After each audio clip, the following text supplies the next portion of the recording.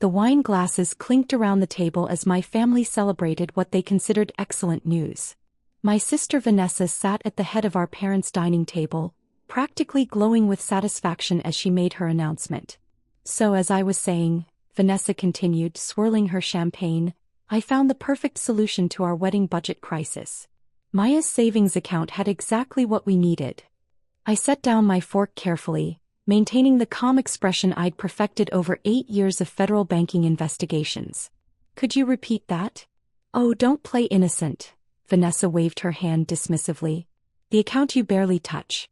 The one at Northern Trust Bank. I needed it more than you do.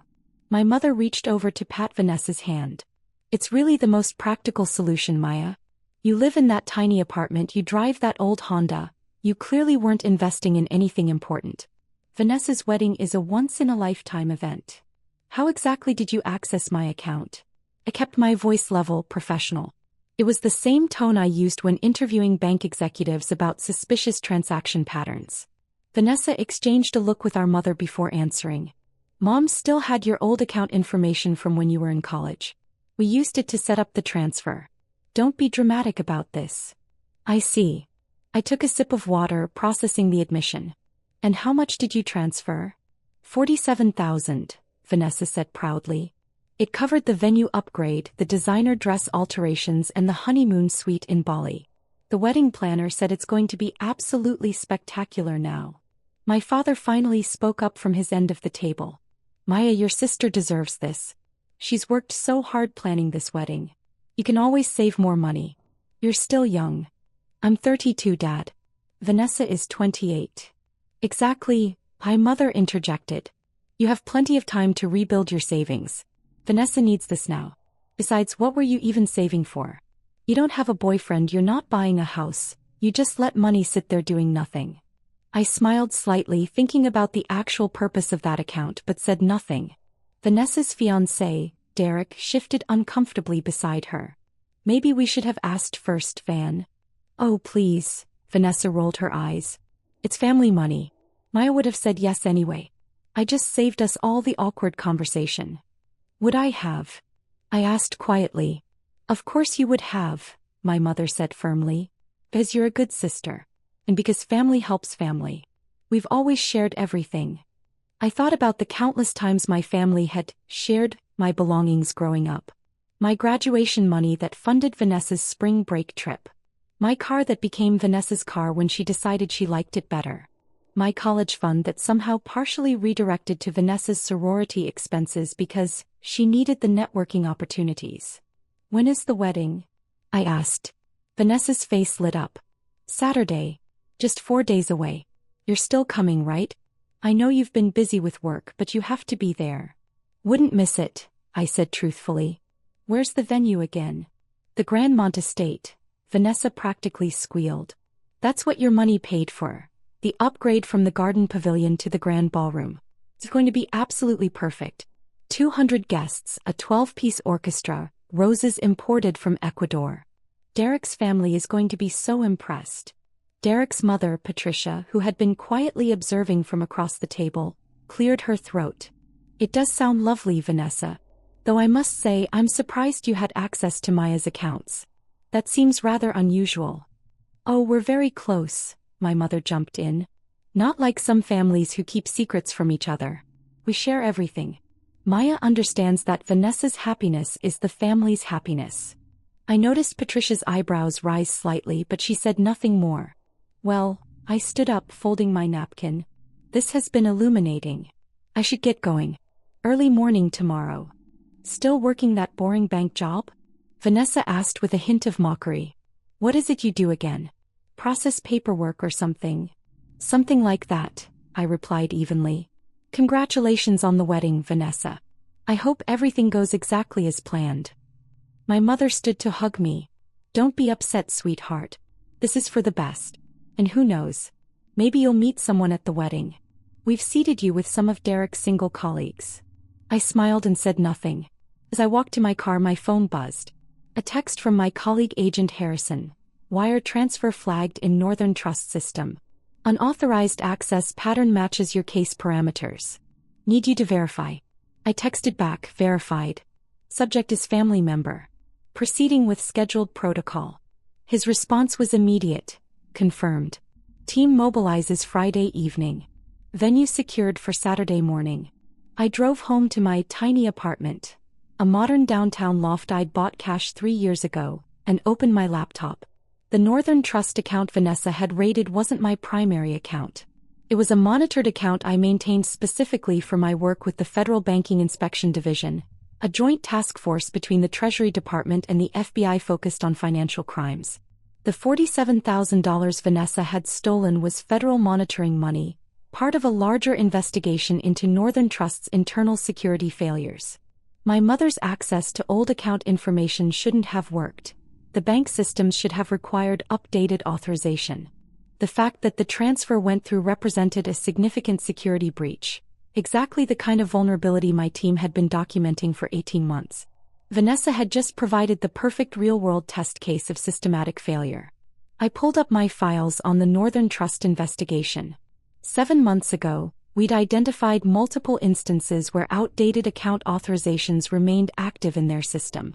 Elderly customers had reported unauthorized transfers by estranged family members.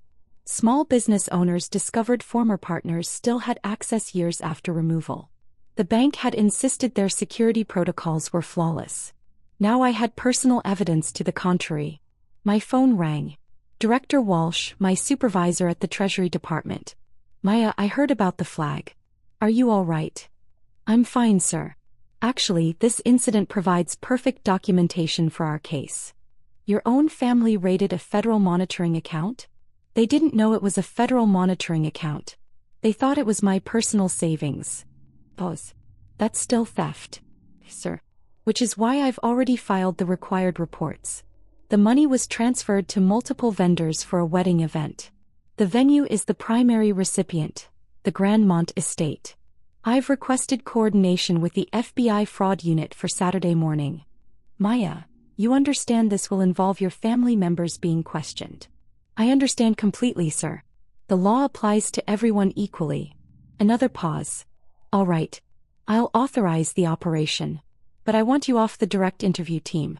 You can be present, but Harrison leads. Understood. Friday morning I went to work at the Federal Reserve Building as usual. My actual office wasn't at a bank branch. I worked in financial crimes investigation, specifically examining how banks failed to protect customer assets. My title was Senior Inspector Financial Crimes Division, Treasury Department. I held Level 4 security clearance and had testified before Congress twice about banking security failures. My family thought I was a low-level bank employee because I'd never corrected them. When I got the job 8 years ago, fresh out of my master's program in forensic accounting from MIT, my mother had said, "That's nice, dear. Maybe you'll work your way up to manager someday." I'd never mentioned the MIT degree either. They thought I went to state school. Agent Harrison stopped by my desk. The Grandmont estate is cooperating fully. When we explained a federal investigation was involved, they offered complete access. Apparently your sister has been difficult with their staff. That sounds like Vanessa. The venue coordinator mentioned that your sister insisted on contract terms that raised some flags. She demanded all deposits be non-refundable and all payments be made in advance. Cash or wire transfer only. No credit cards. I looked up sharply. That's unusual. That's what we thought. We pulled the venue's records. She's not the first client to request these terms, but she is the first one whose funding source came from a flagged account. You think the venue might be involved in something larger? Harrison shrugged. Too early to tell. But it's interesting. We're expanding the investigation scope. Friday evening my mother called. Maya, sweetie, I just wanted to make sure you're not upset about the money situation. You understand it was for the best, right? I understand perfectly, Mom. Good. Because Vanessa was worried you might make a scene at the wedding. You won't, will you? I won't make a scene, Mom. I promise everything will proceed according to protocol. Protocol? What an odd way to put it. Anyway, the rehearsal dinner is tonight, but I know you're too busy with work. We'll see you tomorrow at the wedding. 2 o'clock sharp. Don't be late. I'll be there early, actually. Oh, well, that's sweet. Maybe you can help with last-minute preparations. Something like that. Saturday morning arrived cool and clear. I dressed in my usual professional attire, a tailored navy suit, crisp white shirt, and the credentials badge I typically kept in my desk drawer. I arrived at the Grandmont estate at 8:47 a.m. The venue was a sprawling historic mansion with manicured gardens and a ballroom that could host events for 500 guests. The parking lot was already busy with catering trucks and florist vans. I could see wedding decorations being arranged through the tall windows. I parked next to the 3 black SUVs already positioned near the main entrance. Agent Harrison met me at the door, along with 6 other federal agents and 2 representatives from the FBI's Financial Crimes Unit. "Morning, Inspector Chin." "Ready." "Ready." The venue coordinator, a polished woman named Margaret, approached us nervously. "The bride arrived 15 minutes ago. She's in the bridal suite with her bridesmaids and mother." "Should we?" "We'll need to speak with her," Harrison said professionally. "But first, we need to secure the venue and document the financial transactions. No one leaves until we've completed our initial interviews." Margaret nodded, her face pale. I should mention, when I informed Miss Chin that there was an issue with her payment, she became quite aggressive. She insisted everything was paid in full and threatened to sue us for breach of contract. "What issue with the payment?" I asked. Margaret glanced at me, then at my badge. "The wire transfer was flagged by our bank this morning. They put a hold on it pending verification." I tried to explain to Miss Chin that we needed to confirm the source of the funds, but she wouldn't listen. Harrison and I exchanged looks. The Northern Trust security protocols had finally kicked in, 24 hours too late but better than never. "Let's go have a conversation with the bride," Harrison said. We walked through the elegant hallway toward the bridal suite. I could hear Vanessa's voice before we reached the door. "I don't care what your bank says. That money is mine. I transferred it legally from a family account. This is my wedding day, and if you think I'm going to let some banking error ruin it, you're insane." Harrison knocked firmly on the door. Vanessa yanked it open, her face flushed with anger. She was already in her wedding dress, an elaborate creation of silk and lace that probably cost $15,000. "What now?" "I already told you people." She stopped mid-sentence when she saw the federal badges. "Miss Vanessa Chin?" Harrison said formally. "I'm Special Agent Harrison with the FBI's Financial Crimes Unit. These are my colleagues from the Treasury Department's Banking Inspection Division. We need to speak with you about a wire transfer made from Northern Trust Bank on Tuesday evening." My mother appeared behind Vanessa, her face going white. "What is this? What's happening?" Then she saw me standing slightly behind Harrison in my full credentials. "Maya? What are you wearing? Why do you have a badge?" "Mrs. Chin," Harrison continued, "we need to speak with both you and your daughter about unauthorized access to a federal monitoring account." "Federal monitoring account?" Vanessa's voice rose to a shriek. "It was Maya's savings account." "No," I said quietly, stepping forward. "It was an account maintained by the Treasury Department for investigating banking security failures. The account you accessed belongs to the federal government. The money you transferred was federal funds." The color drained from Vanessa's face completely. You work for the government?" "I'm a senior inspector with the Treasury Department's Financial Crimes Division. I've held this position for 8 years. The account you accessed on Tuesday was part of an active federal investigation into Northern Trust Bank security protocols." My mother grabbed the doorframe for support. "But you said you worked at a bank. You said it was just paperwork." "I investigate financial crimes at banks. There is quite a bit of paperwork involved. You assumed I was a teller. I never corrected you." Harrison pulled out his tablet. "Miss Chin, Mrs. Chin, you're both going to need to come with us for formal questioning. The unauthorized transfer of federal funds is a serious offense." "But I didn't know." Vanessa's voice cracked with panic.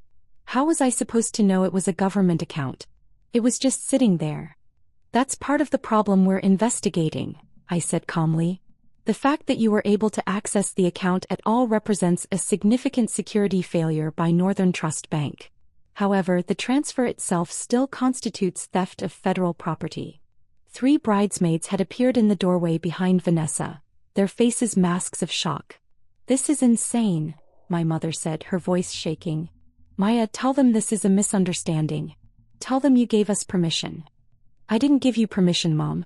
I didn't even know about the transfer until Vanessa announced it at dinner on Tuesday.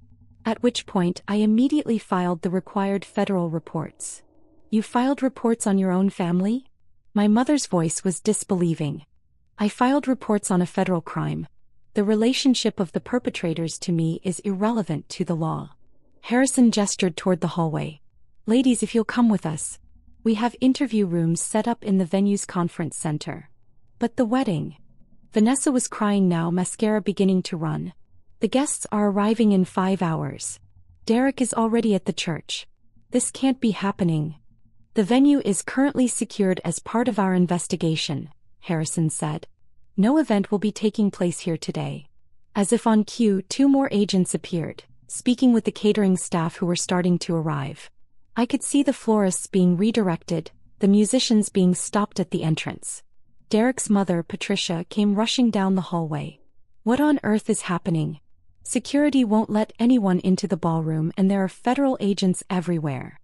She stopped when she saw the scene at the bridal suite door. Mrs. Morrison, I said professionally. I apologize for the disruption. There's been a significant development regarding the funding source for this event. The venue is currently part of an active federal investigation. Patricia's eyes widened as she took in my credentials badge. You're... Maya, what is this? I'm Senior Inspector Maya Chin, Treasury Department Financial Crimes Division. Your future daughter-in-law and my mother accessed a federal monitoring account without authorization. The funds used to pay for this wedding were obtained illegally. Patricia turned to look at Vanessa, who was now sobbing openly. You stole federal money? I didn't steal it. It was Maya's account. How was I supposed to know she worked for the government? Perhaps, Patricia said icily, you should have asked before taking money that didn't belong to you, regardless of who it belonged to. My father arrived next, having apparently been parking the car. What's all this commotion? Vanessa, why are you crying? The wedding doesn't start for hours. He stopped when he saw the federal agents. Mr. Chen, Harrison said, your wife and daughter are being detained for questioning regarding the theft of federal funds. Are you aware of any involvement you may have had in accessing or authorizing the transfer from Northern Trust Bank? My father's mouth opened and closed soundlessly. He looked at me, really looked at me, perhaps for the first time in years. Maya? What's happening? Vanessa and Mom stole $47,000 from a federal monitoring account, Dad. I'm the federal inspector responsible for that account. The wedding is canceled and they're both facing potential criminal charges. But... You work at a bank. You process paperwork. I investigate financial crimes at banks. I have a master's degree from MIT in forensic accounting.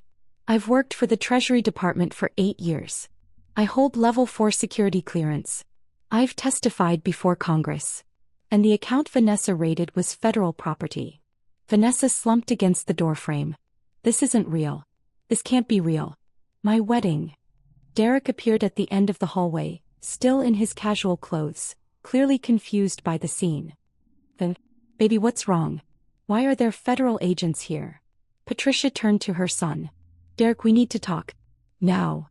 As Derek and his mother stepped aside for an urgent conversation, Harrison began reading Vanessa and my mother their rights. Not arresting them yet, but making clear the severity of the situation. You have the right to remain silent. Anything you say can and will be used against you in a court of law. You have the right to an attorney. Vanessa's sobs grew louder. Several of her bridesmaids had started crying too, though I suspected they were more upset about missing the wedding than concerned about Vanessa's legal troubles. Another agent approached Harrison. Sir, we've confirmed the venue's payment records. The transfer from Northern Trust was flagged this morning when the venue's bank ran standard fraud detection protocols. Northern Trust has been notified and is cooperating fully. They've acknowledged the security failure that allowed unauthorized access to the account. Harrison nodded. Document everything. This is going to be a textbook case for banking security reform. My mother finally seemed to grasp the reality of the situation. Maya, please. You can't do this to your sister. To your family. We made a mistake, but we can fix it. We'll return the money. We'll apologize. Just make this go away. I can't make this go away, Mom. This isn't about family dynamics anymore. This is about federal law.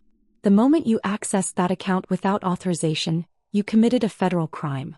The moment you transferred those funds, you committed theft of government property. And the moment those funds were used to pay for services, you involved multiple third parties in a federal investigation.